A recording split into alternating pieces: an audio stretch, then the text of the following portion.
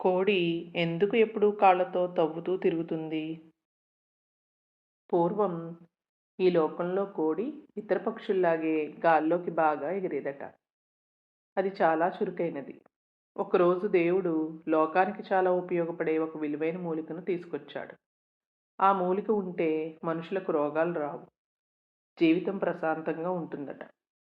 దేవుడు ఆ మూలికను భూమిపై ఉంచబోతుంటే అదే సమయంలో కోడి అటుగా ఎగురుతూ వచ్చింది.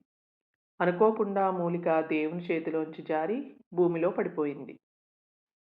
దేవుడు కోడిని చూసి అన్నాడు, "ఈ మూలికను నీవు వెతికి తెచ్చిపెడితే నీకు నచ్చిన వరం ఇస్తాను" అని.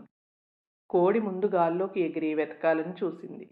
కానీ ఆ మూలిక భూమిలో ఎక్కడో కలిసిపోయిందని అర్థమైంది. అప్పటినుంచి కోడి నేల మీదే ఉండి చేతులతో మట్టిని తవ్వుతూ వెతకటం మొదలుపెట్టింది. ఆ మూలిక దొరకలేదు. దేవుడప్పుడన్నాడట, "ఇక నుంచి నువ్వు ఎత్తుకు ఎగరలేవు.